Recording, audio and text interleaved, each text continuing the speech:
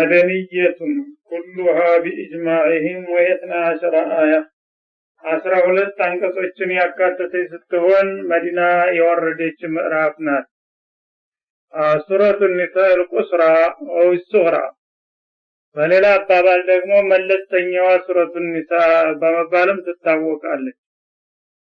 ስለ ዒዳና ስለ ጦላቅ ሁኔታ በአንክሮ ስለምትጠቅስ የሴቶችን ሹኡን በማውሳቷ ማለት ያ አዩሃ ነቢዩ አንተ ታላቁ ሰው ሆይ ይላል አላህ Subhanahu Wa Ta'ala ኢዛ ጠለቅቱም ኒሳ ሴቶችን በምትፈቱበት ጊዜ ፈጠልቁሁነ ሊዒደቲሂን ዒዳቸውን በእለቱ ለመቁጠር በሚያስችላቸው ሁኔታ ፍቷቸው ይላል። ማለት ምንድነው? በእለቱ በተፈቱበት እለት ከወር አበባ ወይም ከወሊድ ደም ነፃ በሆኑበት ሰዓት እንዲሁም ደግሞ በጦራቸው ግንኙነት ሳይደረግ ባለው ወቅት ነው መፈታት ያለባቸው እንጂ ወይ ወር አበባ ያለባት ወይ የወሊድ ደም ያለባት ወይም ደግሞ ጧራም ብትሆን በዛ ጧራዋ ላይ ግንኙነት ተፈጽሞ ከሆነ መፈታት የለበትም ማለት ነው በዛ ሰዓት። ምክንያቱም በዛ ሰዓት ከተፈታች ወይ እሷን ወይ እሱን ይጎዳል ፍቹ ማለት ነው። በጧራ ሳትሆን ከተፈታች ያ ጧራዋ እስከሚደርስ ድረስ የሚያልፈው ቀናት ከሂሳብ ውጭ ነው የሚሆነው። እንደገና ያው ሌላ ደማይታ እስከምትጠራ ያለው ሂሳብ አይቆጥም እጃው ይራዘምባታል ማለት ነው። እሱም ደግሞ የእጃ ቀለብ ስለሚከፍል ያ በተራዘመ ቁጥር እሱም እዳው እንደዛው እየጨመረበት ይሄዳል ማለት ነው። እንደገና ደግሞ በጦር ላይም ቢሆን ግንኙነት ተፈጽሞ ከሆነ በዛ በግንኙነቱ ወቅት ምናልባት ጽንስ ተጸንሶ ሊሆን ይችላል። ማህፀን አልተጣራም ማለት ነው። የዘር መቀላቀል ይመጣል። እዛ ምናልባት ተጸንሶ እንደሆነ ሳይጣራ እንደገና ሄዶ ከሌላ ጋራ የተቀላቀለ እንደሆነ የሰው ዘር ይበከላል። ስለዚህ ለመፍታት በምትፈልጉ ጊዜ እጃቸውን በእለቱ ቀጥታ ለመጀመር በሚያስችላቸው ሁኔታ ላይ እያሉ ፍቷቸው ነው። ወተቁላህ ከዚህ ከተነገረው ውጭ ላለመሆን አላህን ፍሩና ተጠንቀቁ። ረበኩም ኻሊቃችሁ የሆነውን አላህ ልትፈሩት ይገባል ማለት ነው። ላ ትኽሪጁሁነ ሚን ቡዩቲሂን እንዲሁም ደግሞ በሚፈቱና ኢዳ በሚቆጥሩበት ሰዓት እለቱን እንደተፈቱ ከመኖሪያ ቤቶቻቸው አውጥታችሁ አታሰናብቷቸው። ኢዳቸውን መቁጠር ያለባቸው እዛው ተፈቱበት በባሎቻቸው ቤት ሆነው ነው ማለት ነው። ይሄም እንግዲህ የተደረገበት ምክንያቱ አንደኛ የፍች የሚባለው ነገር በግጭት በጥል ምክንያት ነው የሚመጣው። ጠብ አንዳንድ ጊዜ ስር ያለው መሰረት ያለው ይሆናል፣ አንዳንድ ጊዜ ደግሞ የግንባር ግጭት ይሆናል። ስለዚህ ተናዶ ወዳው እንደፈታት ካባረራት በሁለቱም በኩል ሰይጣን ይገባና እሷም ላለመመለስ ሌላ ነገረኛ ጋራ ተተቀላቀለች፣ እሱም እንደገና ደግሞ ሳያስብበት ወዳው ታባረረ። ቢነድሙ ለመገናኘት አዳጋች ይሆናል ማለት ነው። እዚሁ ቤቷ ካለች ግን ሁላቸውም ያስቡበታል። በቃ አሁን የተወሰደው እርምጃ እንግዲህ ወሳኝ ነው ወይ ለምን አንመለስም ብለው ለመመካከርና እንደገና ሐሳባቸውን ለመመለስ ያስችላቸዋል ማለት ነው። ስለዚህ እዛው ባሏ ቤት ነው እጇን መቁጠር ያለባት እንጂ ተፈተሻልና አሁን ውጪ ሂጂ ማለት አግባብ አይደለም ማለት ነው። ወላ ይخرج እነሱም ሴቶች ራሳቸው በፍቃዳቸው አይውጡ። እሱ እንኳን ሂጅ ብሎ ባያስተናብትም ተተፈታውኝ እዚህ ቤት አልቀመጥም ብላ መውጣት አይገባትም። በሸሪዓው መሰረት እዚሁ እጇን መቁጠርና የሚያስፈልጋትን ነገር ሁሉ መጠየቅ ነው መብቷ ማለት ነው። ኢላ የቲነ ቢፋሂሸቲ ሙበይና ግልጽ የሆነ ጸያፍ ተግባር እስካልፈጸሙ ድረስ ሴቶቹ እንግዲህ በዚህ በእጃ መቁጠር ላይ ባላቸው ቤት ይያሉ ከቤተሰብ ጋራ የሚያበጣብጥ ነገር ወይም የሰውየውን ክብር የሚነካ ነገር ግልጽ የሆነ ብልግና ነገር ከፈጸመች የዛ ጊዜ ለቤተሰቡ ደህንነት ሲባል መውጣት ሊፈቀድ ይችላል ማለት ነው። አለበለዚያ እሷም ስርዓቷን አደቧን ጠብቃ እስከተቀመጠች ድረስ እሱም ማባረር የለበትም። እሷም እጇን ሳትጨርስ ልውጣ ማለት አይገባትም ማለት ነው። ፋሒሻ ማለት አንደኛ ያው የሱንና የሷን ክብር የሚነካ ነገር የብልግና ተግባር ታሰራች ማለት ነው። ሁለተኛ ደግሞ በቤተሰብ መካከል ብጥብጥ የሚፈጥር ነገር ምላሰኛ ተሆነና የሚወጣ የሚገባውን እሱንም ሌሎችንም ቤተሰብ አባላቶች እየሰደበችና እየወረፈች ችግር የምትፈጥር የሆነ እንደሆነ የዛ ጊዜ በገዛጇ መብቷን ስለምታጣ ለመውጣት ትገደዳለች ማለት ነው። ወትልከ ሁዱዱላህ እና አሁን እነዚህ በፍችና በዚህ በዒዳ በሱክና በመቀመጫ ቦታ አካባቢ የተነገሩት ነጥቦች የአላህ ድንጋጌዎችና ህጎች ናቸው ማለት ነው። መጀመሪያ ጧሃራ በሆነችበት ሰዓት ነው መፈታት ያለበት። እንደገና ደግሞ ግንኙነት ባልተደረገበት ወቅት ነው። ከተፈታይ በኋላ ደግሞ ከቤቷ መባረር ወይም እሷ በፍቃዷ ወጣ መሄድም የለባት የተባሉት ነጥቦች እንደቀላል አስተዋቸው የአላህ ህጎችና ድንጋጌዎች ናቸው ነው የሚለው። ወመን የተዓደ ሁዱድ አላህ የአላህን ድንጋጌ የሚተላለፍና ህጉን የሚዳፈር ደግሞ ፈቀድ ظلم ነፍሰሁ ራሱን በእርግጥ የበደለ ነው የሚሆነው። አንደኛ እንግዲህ አላህ የከለከለውን በሚሰራ ጊዜ አንድ ሰው በዛ በወንጀሉ ሳቢያ ራሱን ለጀሃነም አሳልፎ እንደመስጠት ይቆጠርና ራሱን በራሱ በደለ ይባላል ማለት ነው። እንደገና ያን ወንጀል ባይፈጽም ኑሮ ተቅዋ አድርጎ አላህን ፈርቶ ቢተው ኑሮ አጅር ሊያገኝ ይገባው የነበረውን ያንን አጅሩን በማጣትም ይከስራል፣ ነፍሱን ይበድላል ማለት ነው። በሌላ በኩል ደግሞ በሰው ዘንድ የታፈረ የተከበረ የነበረውን ይህንን ህገወጥ ነገር በመስራቱ በሰዎች ዘንዳም ክብሩን ያጣል፣ ይወቀሳል፣ ይከሰሳል ማለት ነው። እና ይህ እንዳይሆን የአላህ ህግጋት ከመተላለፍና ተመዳፈር ተጠንቀቁ በላቸው ይላል።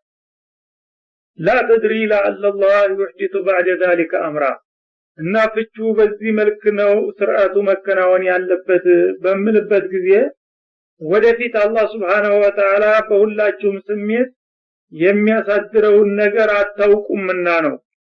ሰው እንደተጣላ ሁልጊዜ አይኖርም፣ እንደተፋቀረም አይኖርም ማለት ነው።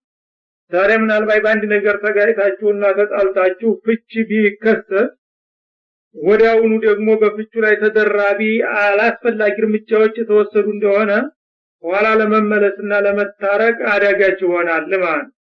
በመጠኑ በስርዓቱ የተያዘ እንደው ግን ያጥሉ እንደገና ወደ ፍቅር ለመቀየር አመቺ ሁኔታ ይሆናል። እና ተፈተሻልና ተቤቴ ውጪ ካላት ሴትዮዋ ወዲያውኑ ተናዳ ትወጣለች። እንዳርጓ አዋረደኝ አሰናበተኝ ትልና ሄዳ ለወዳጅ ለዘመድ ለቤተሰቧ ትነግራለች። እኛ እንደዚህ በክብር የሰጠነው ልጅ እንዲያድርጉ አዋርዶ አባረራት ይሉና እዛ ደግሞ ቤተሰቦች እናደዳሉ። ያልሆነ ምክር ይመክሯታል። እንግዲህ እንዳጋጣሚ ሆኖ እንኳን ለመታረቅ ቢፈልግ ከዛሬ በኋላ حرام እሱ ዘንድ አብተጂ የታባሽ ይያሉ ይዝቱባታል። የዛ ጊዜ እሷ እንኳን ልብ ቢቀራት ቤተሰቦቿን ከመፍራት የተነሳ ደግማ ብትጠየቅ ይሻትልም ማለት ነው። ደራ ውስጥ ይገባሉ። በዛ በደራ ሳቢያ ብዙ ችግር ሊፈጠር ይችላል ማለት ነው። ብዙ ቤት ታስቀመጠታ የሚያስፈልገውን ነገር ያሟላ ለመታረቅም ከፈለገ ያው ቅድም እኮ ብታናድጂ ነው እንጂ እኔ ባንቺ ላይ ጥላቻና ንቄት ኑሮኝ አይደለም፣ ምንም አይደለም፣ በይቅርታ አድርግልኝ ተብሎ በቀላሉ ሰው ሳይሰማም ለመመለስ ይቻላል። ስለዚህ ማጣፊያው እንዳያጥራችሁ ለእናንተው ብዬ ነው አታውጧቸውና አታባሯቸው የሚለው። እና ዛሬ ግጭት ተፈጥሮ ነገ ጧት እንደገና አስበህ ያ የሚያጣለው ነገር ቀላል ነገር ሆኖ ታየውና እንደገና ምስጢር መታረቅ አለብኝ ስትል ወደ ፍቅር ስትመለስ አዳጋች ሁኔታ እንዳይፈጠር ፈልጌ ነው ይሄንን ያልኩት በማለት ምክንያቱን ጭምር ይገልጻል ማለት ነው። ፈይዛ በለገና አጀለሁና እና ሴቶች እንግዲህ ተፈተው በዛው በባላቸው ቤቶች ቁጭ ብለው እጃቸውን በሚያገባድዱበት ጊዜ ቀረብና ማለት ነው። በለግና ማለት እዚህ ላይ እጃቸው ሊያልቅ ጥቂት ቀናቶች ሲቀሯቸው ከዚያ በኋላ እንግዲህ አቋም መያዝ ያስፈልገዋል ባልየው ማለት ነው። ወይም ለታታመልጠው መታረቅ ወይም ደግሞ በሰላም ማስተናበት ነው አማራጩ። አምሲኩሁነ ቢማዕሩፊን ትዳሩን ለመቀጠል ተፈልጉ እንደሆነ ያው እጃው ለመቃረን እንደተቃረበ አይታችሁ ወዲያውኑ በሽማግሌም ሆነ በራሳችሁ እኔ ያው ስላበሰሳጭሽ ነው እንጂ ትዳሬን ማፍረስ አልፈልግም ብላችሁ ወዲያውኑ በህጋዊ መንገድ ሚስቶቻችሁን አስቀሩ ከማምለጣቸው በፊት ይላል። አው ፋሪቁሁነ ቢማዕሩፊን ወይም ደግሞ ቆርጦ ከሆነ በመልካም ሁኔታ ማስተናበት ማለት ነው። በቂም በቀል በክብሯን እየነኩ ወደፊት ሰው እንዳይፈቅዳት እያደረጉ ሳይሆን ያው አላህ ያለውን ያህል ተቀምጠናል፣ አሁን እንግዲህ ያው እርዝቅ ካለቀ ምንም አይደለም ብሎ ተመራርቆ መለያየት ይኖርባቸዋል እንጂ በመስደድም ሆነ በማስቀረቱ ህገወጥ ነገር እንዲያትፈጽሙ ነው የሚለው። እና እንግዲህ እዳው እስከሚቃረብ ድረስ ምናልባት ለግሳት ለማስጠንቀቅ እሷም ስጋት እንዲያድርባት እንግዲህ ጨክኗል በቃ ትቶኛል እያለች እንትን እንድትል ወደፊት ትምህርት እንደሆነ የተወሰኑ ቀናቶች እስከሚቀሩ ዝም ሊላት ይችላል ማለት ነው። እና ጥቂት ቀናቶች ሲቀሩ ግን አልቆረጠና ወደፊት ዳረው ይሆነኛል የሚል ከሆነ እሱ ወዲያውኑ ሂዶ ማሳወቅ ይኖርበታል። በህጋዊ መንገድ ሙራጃ አድርጌያለሁ መልሼሻለሁ ማለት ይኖርበታል። ወይም ደግሞ በዘመድ በወዳጅ እንደዚህ ስላናደደች ነው እንጂ በቃ ታርቂያታለሁኝ ብሎ ማሳወቅ ይኖርበታል ማለት ነው። ነገሩ ተጁ ታያመልጥ በፊት ወይም ደግሞ መሄዷን ወስኖ ከሆነ አፋርቁን ቢማሩፍ አሁንም በመልካም ሁኔታ በህጋዊ መንገድ ነው ማስተናበት ያለበት። አንዴ ጠልቻታለሁኝና ብሎ ጥንብርኩሳን ማውጣት የለበትም። ያ አብረን ኑረናል ምንም አይደለም ደግሞ አላህ ያለው ለታምናልባት እንገናኝም ይሆናል እና አላህ ይስጣት የተሻለ ታገኝ ብሎ ሐቋን ተሳስቦ በሰላም ሁኔታ መስተነባበት ይኖርባቸዋል እንጂ እስልምና ማንንም ሰው እንዲበደል አይፈልግም፣ በሴትም ቢሆን በወንድ በኩል ማለት ነው። እና እንደዚህ የሚያደርገው እንዲን ነው እንግዲህ አዳኡል እስላም ሴትን እንደሚበድል እያደረጉ የሚገልጹትና የሚያቀርቡት ማለት ነው። ዋሽዱ ዘወይ አድል ሚንኩም ስትፈቱም ቢሆን ስትታረቁ ደግሞ ቢያንስ ሁለት ታማኝ የሆኑ ቀጥተኛ ሰዎች ከናንተው ከሙስሊሞቹ አሳውቁና አስመስክሩ በዋቢት አድርጉት ማለት ነው። እና እንደ ፍቅር ጠብም ይኖራል። ስትፈታም ሰው ሳታሳውቅ በምስጥር ከሆነ የፈታው ምናልባት እሷ ተንኮለኛ ከሆነች ነገ አልፈታኝም ብላ ብትከራከርህ ያው ማስረጃ እስከሌለ ድረስ የፈታሃትን ሴት እድዋ ታለቀ በኋላ በግድ ያዝ ልትባል ትችላለህ ባሌ ነው ብላ ከያዘች ማለት ነው። ወይም ደግሞ በእርቁም ጊዜ እንደዛው ነው። አንተ በምስጥር ታርቅ ያለው ወይ ሙራጃ አድርግ ያለው ብትል እሷ አልተደረኩም ልትል ይችላል። ያው ዝም ብሎ ነው ኢዳ ያለቀው ሙራጃ አላረገኝም ብላ ደግማ ኋላ ችግር ልፈጥርበት ይችላልች።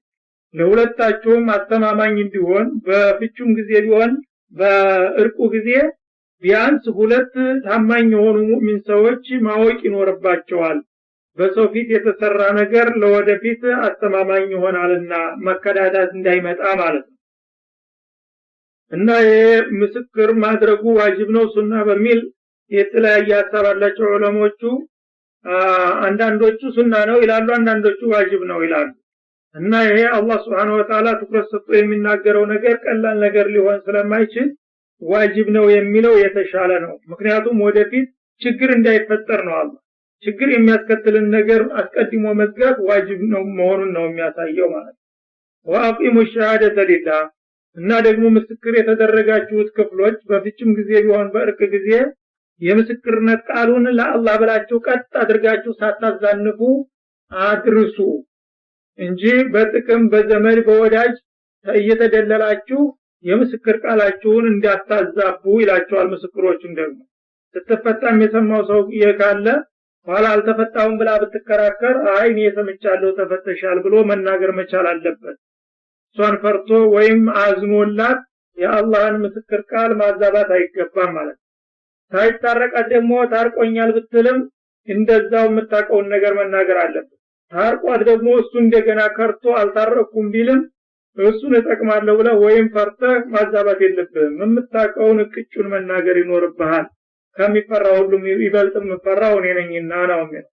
ዛሊኩም ይዋዱ ቢሂ እና አሁን እዚህ የተነገራችሁ ነገር ማን ካነ ይኡሚኑ ቢላሂ ወልየውሚል አኺር በአላህና በመጨረሻው ቀን የሚያምን ሰው ሁሉ የሚመከርባቸው ጠቃሚ ተግሳጾች ናቸው ይላል።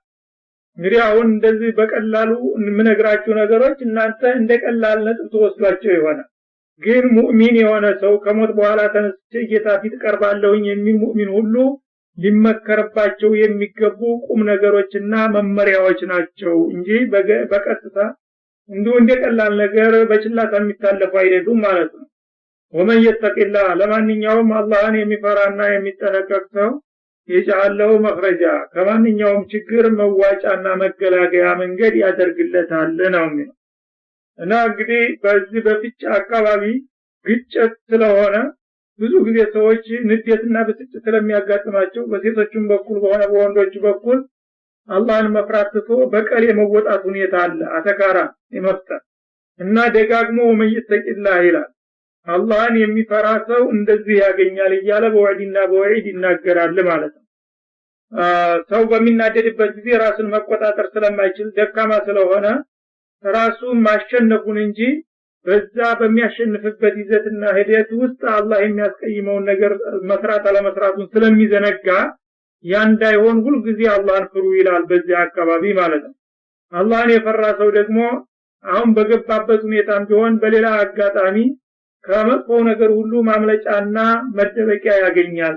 አላህን ያልፈራ ሰው ግን አላህ ከተቆጣበትና አደጋው ተጣለው ከዛ በኋላ የሚያወጣው አይኖርም ማለት ነው። እና አላህን መፍራት ይኖርባችኋል። በተለይም በዚህ በጋብቻና በፍች አካባቢ በመታረጓቸው ማህበራዊ እንቅስቃሴዎች እኔን ከመፍራትና ከመጠንቀቅ እንዲያትዘነጉ ይላል። ወይርዙቁ ምን ሐይቱ ላ ያህተሲብ አላህን የፈራ ሰው ከሚያሰጋውና ከሚፈራው ነገር ሁሉ መዋጫ እንደሚሰጠው ሁሉ ካላሰበው አቅጣጫ ሲሳይም ይሰጠዋል። አላህን የፈራ ሰው እገሌ እንዲያርግልኛል ብሎ የማይጠብቀው ሰው ይረዳዋል ድንገት ማለት ነው። ሰበቡን አላህ ያመቻችለታል። ምክንያቱም ራዚቁ አላህ ነው። ያ የሰበብ የሚሆነውን ነገር እሱ ያመጣዋል አንተ ባታውቀው። አንተ ተስፋ የጣልክበት ወዳጅ ዘመድ ያልከው ሰው ይረዳኛል ስትል እሱ ሳይረዳ ያልጠበቀውና ያላሰብከው እንዲረዳ ያደርግሃል ጌታህን ከፈራህ ነው። ወመን የተወከል على الله አሁንም በአላህ የሚመካና የሚተማመን ሰው فهو حسبه الله በቂው ነው ከሱ በላይ ምንም አስፈላጊ መመኪያ የለም ማለት። ان الله بالغ امره الله ደግሞ ውሳኔው ተፈጻሚ ነው። እሱ ሁን ያለውን ማንም አይሽረውምና አይቀይረውም ማለት ነው። قد جعل الله لكل شيء قدرا አላህ ደግሞ ለማንኛውም ነገር ውሳኔና መጠን አድርጎለታል። እሱ ሁን ባለው ቦታና ሁኔታ መጠን ነው ሁሉም ነገር የሚከናወነው እንጂ ፍጥረታት ዙሪያውን ቢንጫጩ እሱ ያልወሰነውን ነገር ሊያደርጉ አይችሉም፣ እሱ የወሰነውንም ሊያስቀሩ አይችሉም ማለት ነው። እና ይሄን አያት በሚመለከት ነብያችን አለይሂ ሰላቱ ወሰለም ለአንድ ሱሐቢ መመሪያ ሰጥተው በተግባርም ተረጋግጧል ይባላል። ከዛም ወዲህ በየአጋጣሚው ማንም ሰው የቢጀርበው ውጤቱ ሊታወቅ የሚችል ነገር ነው። አውፍ ኢብኑ ማሊክ አልአሽዒ የተባለ ሱሐቢ ነበር አንሳሪ እና አንድ ልጅ ነበረው የብርቅ ልጅ ወጣት እና ጂሃድ ውጡ ተብሎ በሚታዘዝ ጊዜ በነብያችን ያ ተላይ ተታይ የሌለው አንድ ልጅ አይን ማረፊያ የነበረው ልጅ ጂሃድ ላክ ሰውየው ሽማግሌ ነው፣ እናቱም አሮጊት ነው እና ጧሪያቸው እሱ ብቻ ነው። ይሄ ልጅ ሌላ ተላይም ተታይም የላቸው። ይሄ ልጅ ጓደኞቹ ጋራ እዛ ጂሃድ እንደሄደ ጥላት እጅ ላይ ወደቀና ተማርኮ ቀረበ። የተማረከ ጊዜ እነዚህ ሽማግሌ ወላጆች እንግዲህ ቂያማ ተደፋባቸው። የሐዘኑ የናቆቱ ቀርቶ ያወቃች ተነሱ ሚሉ አጠልቆ የሚሰጣቸው ሰው የለም። እና ሰውየው በጣም እንግዲህ ሙእሚን ነው። አባትየው ሽማግሌው እንደምንም ይታገላል ለመታገል። እናቲቱ ግን ሴት ስለሆነች አልቻለችው። በእናት አንጀቷ ተላይና ተታይ የሌለው ብቸኛ አንድ ልጇ ወጣ እንዳለዛ በጥላት እጅ ተይዞ ሲቀር ታውን ተገድሎ ይሆናል፣ ታውን ቀጥቅጠውት ይሆናል እያለች በቃ ሌት ቀን እንቅልፋታ ማለት አበዛች። ይሄ ጊዜ ሰውየው ሴትዮዋ በጣም እንግዲህ አዘኗ የከበደባት ሲሄድ እስቲ እንደው አንድ መፍትሄ ባገኝ ብሎ ነብዩ ጋር ይመጣል ሽማግሌው እና ያው በደረሰብን ችግር ምክንያት ልጃችን ተማርኮ በመቅረቱ እኛ በጣም እንደው ከብዶናል፣ ሐዘኑን አልቻልነውም። በተለይ እናቱ ተቁጥጥር ውጭ እየሆነችብኝ እያስቸገረች ነው፣ ምን ይሻለኛል በማለት አማከራቸው ይባል። ይሄና ያቀሩለት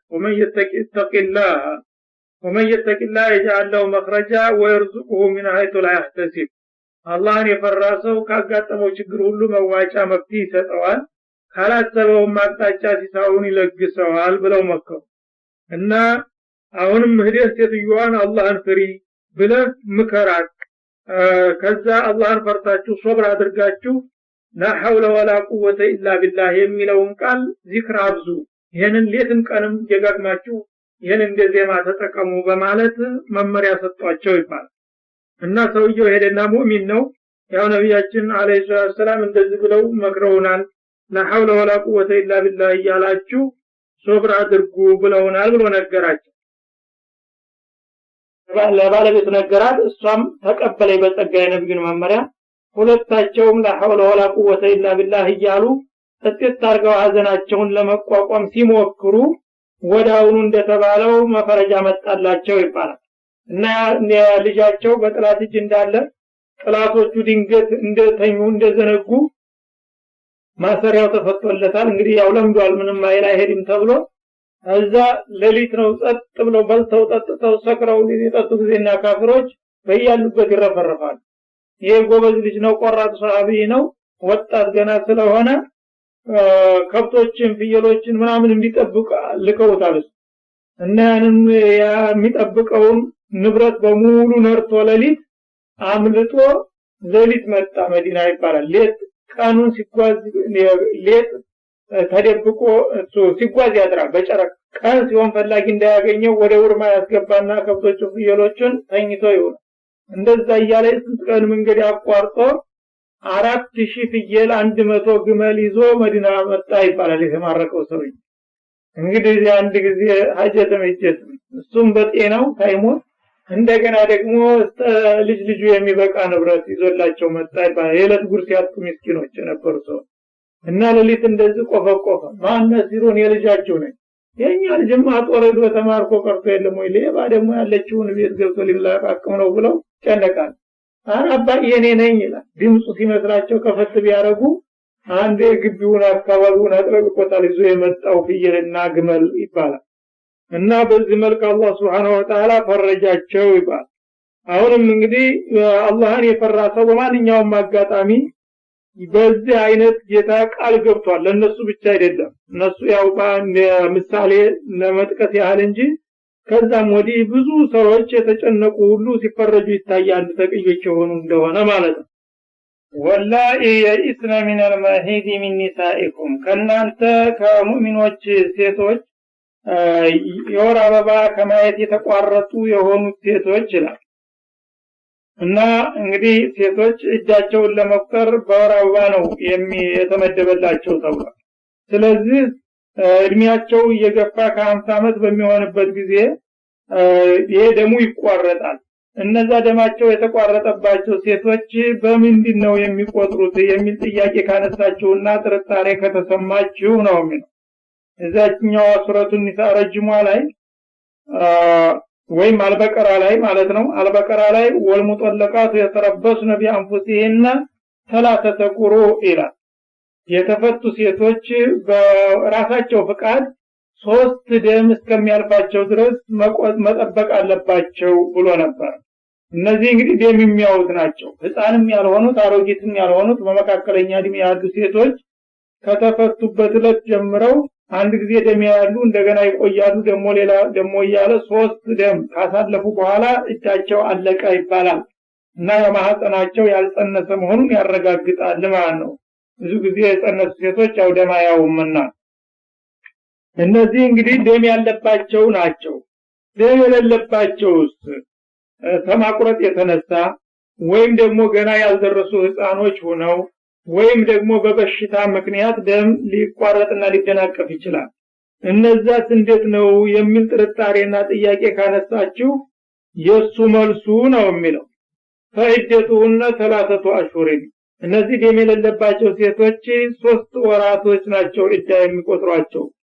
ያው 3 ወራቶች በአማካይ ያንን 3 ደም ይተካል። ደምም የሚመጣው መቼም በቁጥር እንኳን ከፍ ዝቅ ቢልም በአማካይ በወር ነው ደም የሚታየው ማለት። በመሆኑም ደም የሌላቸው ከሆኑ ቀጥታ 3 ወራትን ማሳለፍ ይፈልግባቸዋል ማለት ነው። ወላሂ ለም ይሂድን ከذلك እንደማለት። እንደገና ገና ደም ያላዩትም በዚሁ መልክ ይወሰዳሉ። የቅድሙ ደም እያዩ ቆይተው ያቋረጡት ማለት ነው አሮጊቶቹ። ገና ያልጀመሩትን ደግሞ ህፃን ሆነው ለደም ያልደረሱ ሊሆኑ ይችላሉ። በሀገራችን እንደሚታየው ገና የ8 ዓመት ልጅ የ9 ዓመት የ10 ዓመት ልጅ ይድራሉ። እና ገና እንግዲህ አልደረሰችም ወዲያው የተፈጨ እንደሆነ በምኑ አትጠር ደማታይ ወደም አይባል እሷም ልክ ያው 3 ወር ነው እዳ የምትቆጥረው ነው የሚለው ወኡላቱል አህማሊ እንደገና ደግሞ የጽንስ ባለቤት የሆኑት እርጉዞች ነፍሰ ጡር የሆኑት እንዴት ይፈሩ በደም እንዳይባል ደም አይታይም በዛ ሰዓት ማለት ነው እንደገና ደግሞ በወር እንዳይባል የደም ባለቤት ናቸው አሁን እርግዝና ይዟቸው ነው እንጂ አላቋረጡም ስለዚህ እነሱ ደግሞ ለየት ይላል ማለት ነው አጀሉን የነሱ ግዚያቸው አየቷና ሐምለሁን እርጉዛቸውን መውለዳቸው ነው በወዳቸው ያለውን ጽንስ ወይም ሽሩን ሲወልዱ ነው የሚያልቀው እዳቸው እንዳረገዙ ከተፈቱ ማለት ነው ይሄ እንግዲህ ሊረዝምም ሊያጥርም ይችላል አንዳንድ ጊዜ ከዛ ከ3 ወሩ ወይም ከ3 ደም ሊያጥር ይችላል አንዳንድ ጊዜ ደግሞ ሊረዝም ይችላል እንደተፈታበት ሰዓት ሁኔታ ማለት ነው ምናልባት እርግዝናዋ ሲገባደድ እንደሆነ ሳምንት ሲቀራል ልትወልድ ተተፈታች ወዳውኑ ያው ተፈታለች ወዳውኑ ከወለደች በቀላሉ በሳምንት በ2 ቀን በ3 ቀን ሊያልቅ ይችላል ማለት ነው ገና እርግዝናው እንደተጀመረ እንደው ደግሞ 9 ወርም ሊቆይ ይችላል አንዳንድ እርግዝና ደግሞ ከ9 ወርም አልፎ ሊሄድ ይችላል የወሳኙ እርጉዝ ከሆነች ለማንኛውም እርጉዙ መወለዱ ነው እዳውን የሚያልቀው እንጂ ጽንስ ያለባት በደምም ሆነ ወይም በወር አትቆጥርም ማለት ነው የተፈታች ብቻ ሳትሆን የሞተባትም ቢሆን እንደዛው ናት ማለት ነው ሰውየው ያው ሙቶ በአርስ ረግዞ ሙቶ ከሆነ ነፃ ተሆነ ጽንስ ከሌለበት 4 ወር ከ10 ቀን ነው ያ ደግሞ ለየት ይላል እርጉዝ ካለ ግን 4 ወር ከ10 ቀኑ ሳይሆን ሽሩ መወለዱ ነው የሚወስነው ማለት ነው ወመን ይተቂላህ ይجعل له من امره يسرا አሁንም እንግዲህ በዚህ አጋጣሚ አላህን የሚፈራ የሆነ ሰው ያው ሴቶች እንግዲህ እንዲህ አይነት ነገር ሲያጋጥማቸው አማናው ለራሳቸው ነው የሚተውላቸው ስለነሱ የደም መምጣት አለመምጣት ደም መኖር አለመኖር ማንም ሰው አያውቅም ሰው አላህን ፈርታ ትክክሉን ካደረገች አላህን ፈራች ይባላል አላህም ደግሞ ለሷ ያማረና የሰመረ ድል ይሰጣታል በዱንያም በአኺራም ማለት ነው እሷ ተከየነች ደግሞ ማንም ሰው ተቆጣጥሮ ሊያቀው የሚችለው ነገር አይደለም ደም ያየች አላየሁም ልትል ትችላለች አቋርጣ አላቋረጥኩም ማለት ትችላለች ሳትጀምር ጀምሬያለሁ ልትል ትችላለች ሳታረግዝ አርግዣለሁ ልትል ትችላለች ማለት ነው ይሄ እንዳይሆን አሁንም አላህን መፍራት ነው ወሳኝነቱና ሴቶች በዛ አጋጣሚ አላህን እንዲፈሩ ያስፈልጋል አላህን የፈራችሁ እንደሆነ ሁሉም ነገር ያማረ ይሆንላችኋል ይገራላችኋልና ይላል ذلك امر الله አሁንም የተነገሩት ድንጋጌዎች የአላህ ውሳኔዎች ናቸው አንዘለው ኢለይኩም ወደናንተ መመሪያ የሆናችሁ ዘንዳ በነብዩ አማካይነት ያወረደላችሁ መለኮታዊ መመሪያ ነው ወመን ይተቂላህ አሁንም እነዚህን የአላህን መመሪያዎች አክብሩ አላህን ፈርቶ የተጠቀመባቸው ሰው ይከፍራኑ ሰይአቲ ወንጀሉን ሁሉ አላህ ይሰርዝለታል ወይዚም له አጅራ የመልካም ሥራ ወረታውንም ያከብርለታል ከፍ ያለ ምንዳ ይሰጠዋል ማለት ነው አስኪኑሁን من حيث سكنتم من وجدكم እነዚህን የተፈቱትን ሴቶች እዳ በሚቆጥሩበት ሰዓት እናንተ በምትኖሩበት ቦታና ቤት አስቀምጧቸው ይላል ያው ቀደም እንዳሉላት ፍርጁሁን من بيوتهن ያለውን የሚያጠናክር ነው ማለት እንግዲህ ሴቶች እንደተፈቱ በሀገራችን በተለምዶ ስትፈታ ወዳው ሂጂ ውጪ ነው የምትባለው ይሄ ህግ ወጥ ነው የጃሂልያ አሰራር ነው ማለት ግን በእስላም ህግ ከሆነ ሴቶች እንደተፈቱ ከመፈታታቸው በፊት ይኖሩበት በነበረው ቤት ሁሉም ነገር መብታቸው እንደተጠበቀላቸው ተከብረው መቀመጥ ይኖርባቸዋል እናንተ ባላችሁበት ቤት ማለት ነው እና ምን ውጅዲኩም ባቅማችሁ መጠን ነው የሚለው ሀብታምም እንደሆነ እንደ ሀብታምነቱ ራሱን የቻለ ሰፊ ቦታ ይስጣት ማለት ነው ችግር እስከሌለበት ድረስ ደግሞ ቢያም ከሆነ በዛው በዚህነቱ ራሱን የቻለ ክፍል ከሌለውም እዛው እሱ አለባት ክፍልም ቢሆን ምኝታ ቦታውን ብቻ ለይቶ እዛው ኢዲዋን ማስጨረስ ይኖርበታል እንጂ እኛ ክፍል የለንምና አንድ ክፍል እንዴት አድርገን ማለት አይችልም ምክንያቱም እንዲታረቁ ይፈልጋል ማለት ቦታ ጠበበኝ ብሎ አንድ ቀን እንደገና ሙራጃ እንዳረግ ስለሚፈልግ ቢጠበውም በቦታ መጥበብ ምክንያት መባረር የለባትም እዛው ባለው አቅም ይተዛዘኑና ይተሳሰቡ ማለት ነው ወላ ተضሩሁነ ለትضይቁ عليهن በእነሱ ላይ ለማጣበብ ብላችሁ ደግሞ የሆነ ያልሆነ ችግርም አትፍጠሩ ነው የሚለው። በቀጥታ ውጪ ማለት እንግዲህ ህጉ ባይፈቅድለትም አንዳንድ ሰው እንዲሁ ዝም ብሎ ሲወጣ ሲገባ እየጎነተለና እያጎረጠ ስትሰቃይ ትግስቷ ሲያልቅ ራሷ እንድትወጣ ያደርጋታል ማለት። እንደዛም አታድርጉ። አታስወጣቸው ማለት ቀጥታ ነው ሂጂ ብሎ ማባረር ብቻ አይደለም፣ የሚያስወጣቸው ሁኔታ አትፈጽሙ ማለት ነው የሚለው። እና እንግዲህ በሆነ ባልሆነ ምክንያት እያሰቃያችሁ ባይን ፍጥጫ በከንፈር ንክሻ እየገለመጣችሁና እንትን እያላችሁ እንዲወጡ ማድረግ የለባችሁም። በቀጥታ ዝም ብላችሁ በፍቅር ጊዜ እንደነበራችሁት አይነት ሁሉንም ነገር ተሰባስባችሁና ተፈቃቅዳችሁ ነው መቀመጥ ያለባችሁ፣ መብቷን ጠብቃችሁ ማለት ነው። ወይን ኩነ ኡላቲ ሐምሊን እንደገና ደግሞ ነፍሰ ጡር ከሆኑ ርጉዞች ከሆኑ እነዚህ የተፈቱ ሴቶች ፈአንፊቁ عليهن حتى يضعن حملهن እርጉዛቸውን እስከሚወልዱ ድረስ የሚያስፈልጋቸውን ወጭ ሁሉ ለግሱላቸው። እና በሌላ ጊዜ የነበረው እንግዲህ በደም የሚቆጠረው በወር የሚቆጠረው አጭር ጊዜ ስለሆነ ያ በቀላሉ ያው ሸፍነዋለሁኝ ይላል። የእርግዝና ከሆነ ለምሳሌ እንግዲህ እስከ 9 ወር መጀመሪያ ከሆነ የተፈታየው ልትቆይ ትችላለች። ይሄን ሁሉ ጊዜ እኔ 3 ወር ድረስ ነው ምረዳት ከዛ በኋላ ማለት አትችልም። እርጉዝ እስከሆነ ድረስ አንተ ልጅ ይዛ ነውና የተቀመጠችው እሷ አንተ አሁንም ልጇን እስከተሸከመችው ድረስ ያለ መሰልቸት መቀለብና የሚያስፈልጋትን ነገር ሁሉ ማሟላትም ይኖርብሃል ነው የሚለው። ፈይን አርضعن لكم ተወለዱ በኋላም ደግሞ እንደገና ልጁን ለማጥባት ፈቃደኛ ከሆኑ فاتوهن اجورهن አሁን ወልደሻል እዳሽም አልቋል ካሁን በኋላ ምንም ያገናኘን ነገር የለም አትልም። ያንተ ልጅ እስካጠባይ ድረስ የማሳደግ ኃላፊነቱ በግንባር ቀደምትነት የምትጠየቀው አንተ ስለሆንክ እሷን መርዳት አለብህ።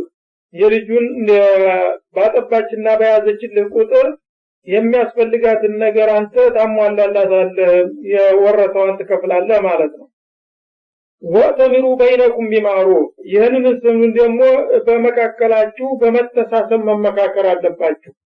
ሁሉም በመነቃቃትና ዝም ብሎ በእንትን ሳይሆን በጥላቻ በመጉዳት አይነት ሳይሆን አንተ ትብስ አንቺ ትብስ እያላችሁ ልጁም እንዳይጎዳ ባልየውም ችግር ላይ እንዳይወድቅ ሴትዮዋም እንዳትበደል ሁላችሁም በዝምድና መንፈስ ተመካክራችሁ ለሁሉም የሚበጀውን ብታደርጉ ይሻላል ማለት ነው። እና እንግዲህ እሷ ልጅን አጠባለሁኝ ሌላ አሳልፌ የተሰጠው እንደሆነ ለሙግዚት ይጎዳብኛል እኔው አሳድጋለሁ ይል ይሆናል። የዛ ጊዜ አንተ እሷ አሳድግልሃለሁ እያለች የለም ለሌላ ሙግዚት ተጣጣለሁ ብለህ መንጭቀ መውሰድ የለብህም። የሷም ደግሞ ልጇን የማሳደግ መብቷ እንደ ይጠበቅላት ማለት ነው። ይህ ሲባል ግን እኔ እናት ስለሆንኩኝ ከሌላ የበለጠ ለልጁ ጠቃሚ ነኝና የማትችለውን ይሄን ያህል ትከፍለኛለህ ታለች ሌላ ሙግዚት የማይጠይቀውን የዛ ጊዜ ደግሞ እሱ ሊጎዳ ነው ማለት። አሁን ደግሞ እኔ እንዳልጎዳብሽም ብለህ ተመካከር። እሷም ደግሞ እኔ አንቺን አልፈልግም ለሌላ ነው የምሰጠው ብለህም አትቀማት። ሁለታችሁም ተሳሰቡና ተመካከሩ ነው የሚለው። ወኢን ተአሰርቱም በመካከላችሁ ግን የመቸጋገር ሁኔታ ቢፈጠር አንዳንድ ጊዜ እንግዲህ የደራ ሁኔታ ይኖርና እሷም የታባቱ እኔ ይሄን ያህል መክፈል አለበት ብላ ታቅሙ በላይ ልትጠይቀው ትችላለች። እሱም ደግሞ የገዛ ልጇን ስላጠባይ እኔ ለምንድን ነው የምከፍለው የራሱ ጉዳይ ብሎ ዝም ብሎ በነፃ ሊጠል ይችላል። ይሄ እንግዲህ የመቸጋገር ሁኔታ ነው ማለት ነው። መተሳሰቡ ቀርቶ ምን አባሽ መባባል ሁኔታ ከመጣ ፈሰቱርዲው ነው ኡኽራ የዛ ጊዜ እንግዲህ መግባባቱ ካልተገኘ ይረከብና ልጁን ለሌላ ሙግዚት ሰጥቶ በሌላዋ ታሳድግለትና ታጥባለት ይላል። ይሄ እንግዲህ በእናቱ በኩል ችግር ካመጣይ ታቅሙ በላይ የማይችለውን ነገር ክፈል እያለች ታስቸገረችው እሷ የእናትነቱን ርህራሄ ትታ በልጇ ሳቢያ ሰውየውን መበደል ነው የፈለገችው። ይሄ ከሆነ ደግሞ ዝም ብለህ ታላቅ በተበደል አለለው ታስረክብና ወስዶ ሌላዋ ታሳድግለት። እሷ ግን የእናትነት ርህራሄዋን ማሳጣቷ በጣም ታሳዝናለች ብሎ እንደወቀታ ነው ሰው ሌላዋ ታሳድግለታለች አለ ማለት ነው። እና እንግዲህ በማንኛውም ዲን አልእስላም የሁሉንም መብት የሁሉንም ሹዑር የሁሉንም ስሜት በሚዛን ጠብቆ ነው የሚጓዘው ማለት ነው። መቻቻል እስካለ ድረስ መቻቻል ነው የሚፈልገው ሁልጊዜ። ከመቻቻል በላይ ከአቅም በላይ የሆነ ነገር ከመጣ ደግሞ ሁሉም መብቱንና ክብሩን እንዳያጣ ያደርገዋል ማለት ነው።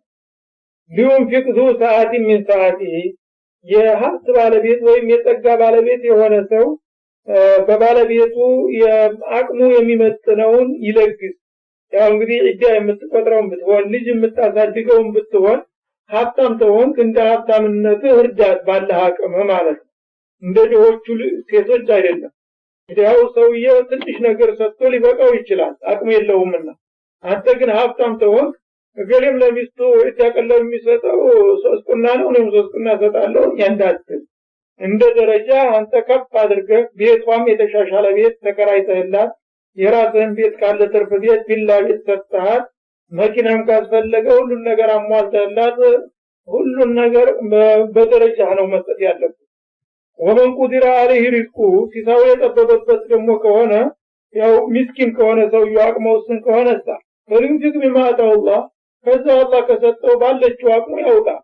ያችኑ የምትችላትን ካደረገ ይሄ ደግሞ እንደ ሀብታሞቹ ታልከፈልካ አይባልም ማለት ነው። የሀብታሞቹ ሚስቶች የሚያስከፍሉትን አይታ እንደገለ ይሄን ያህል ሽብር ነው ወር የሚከፍሉትና ለኔም ይሄን ያህል ከፈለይ ብትል ይሄ ሊሆን አይችልም፣ የሌለውን አያመጣምና ማለት ነው።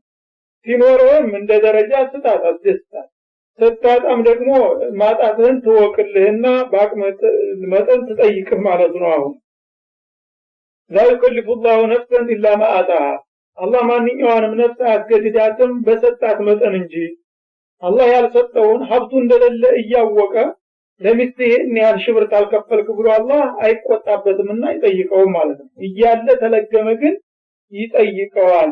ግን ሳይኖረው ከሆነ ሴትዮዋ እንኳን አለ አምጣ ብትልም አላህ ውስጡን አለመኖሩን እስካወቀ ድረስ ሰውየውን አይጠይቀውም ማለት ነው። ሰጃሉላህ ባዲ ዑስሪ ይስራ ለማንኛውም ከተዛዘናችሁና ከተሳሰባችሁ ከችግር በኋላ የተሻለ ሁኔታ አላህ ያመጣ ይሆናል። ማን ያውቃል? መተዛዘን ብዙ ነገር ፈረጃ ያመጣል ማለት ነው።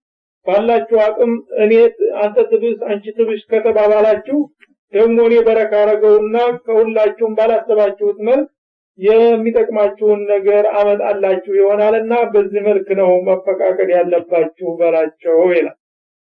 وكأي من قرية عاتت عن أمر ربها ورسله ስንትና ስንት ነው ተከተማ ባለቤት ካሁን ቀደም በጌታቸው ፍቃድ ላይ አምፀው እንዲሁም መልእክተኛዎቹ የሚነግሯቸውንና የሚመክሯቸውን ነገር አንቀበልም ብለው ለችግር የተጋለጡት ስንቶቹ ይመስሉሃል ይላል። ፈሐሰብና ሒሳበን ሸዲዳ እና የዚህ አይነት የከተማ ነዋሪዎችን ከባድ የሆነ ምርመራን መረመርናቸው። ወአዘብና አዛበን ኑክራ እንዲሁም በጣም አሰቃቂ የሆነ ቅጣትንም የቀጣናቸው የሆኑት ስንቶቹ ናቸው ይላል። እንግዲህ ባለፉት አያቶች የተለያዩ ድንጋጌዎች የማህበራዊ ህይወትን የሚዳስሱ በተለይም በባልና በሚስት መካከል መደረግ ያለባቸውን ነገሮች ተነገረ በኋላ እነዚህን ስርዓቶች ያላከበሩ ህዝቦች ታውን ቀደም በዱንያም በአኺራም ለተለያዩ ችግሮች ተጋልጠው ለጥፋት ተዳርገዋል። እናንተም እንደዛ እንዳትሆኑ አስቤ ነው ይሄን ማሳወቄና ማስጠንቀቄ ነው የሚለው እና ፈዳቀቶ ባለ አምሪሃ እነዛ ቀደም ሲል የነበሩ ህዝቦች የከተማ ነዋሪዎች የጥፋታቸውን ሳቢያ ወይም መዘዝ ቅጣታቸውን ቀምሰዋል። ወካነ አቂበቱ አምሪያ ኹስራ የነገራቸውን ፍጻሜ ኪሳራና ውድቀት ሆኖላቸዋልና እናንተም እንደዛ እንዳትሆኑ ነው።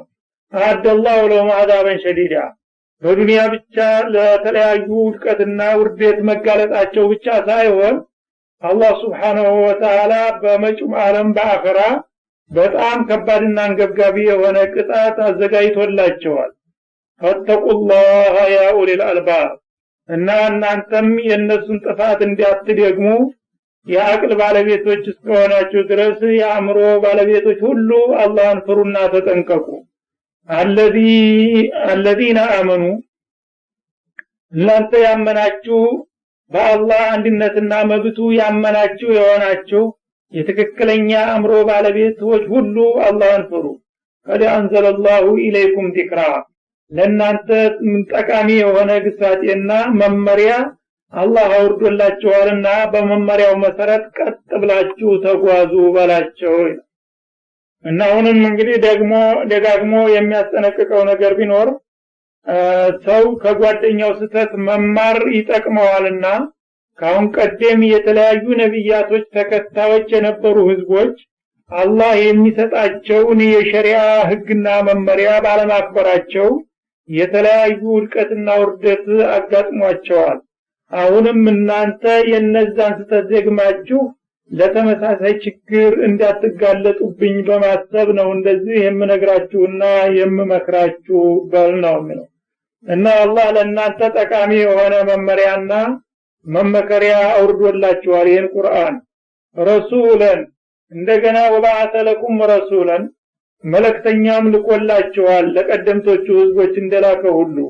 ይህ መልእክተኛ የትሉ አለይኩም አያቲላህ የአላህን ቃላቶች የሚያነብና የሚያስረዳችሁ የሆነ ሙበይናቲን የተብራሩ ሲሆኑ ያው እነዚህ የአላህ ቃላቶች አንቀጾች ለማንኛውም ሰው ግልጽ ናቸው ማለት ነው። የተከለከሉትም ሆነ የታዘዙት በዚህ መልኩ አብራርቶ በርቱ አንደበት የሚያስተምራችሁና የሚያስረዳችሁ ታላቅ መልእክተኛ ልኬላችኋለሁና በዚህ መሰረት ህይወታችሁን ምሩ። ለምንድነው ነብዩን በዚህ መልኩ የላከው? يخرج الذين آمنوا وعملوا الصالحات من الظلمات إلى النور በአላህ በጌታቸው ያመኑትንና ያዘዛቸውን መልካም የሰሩትን ሙእሚኖች ከጨለማ አውጥቶ ወደ ብርሃን ሊያደርሳቸው ፈልጎ ነው ማለት ነው።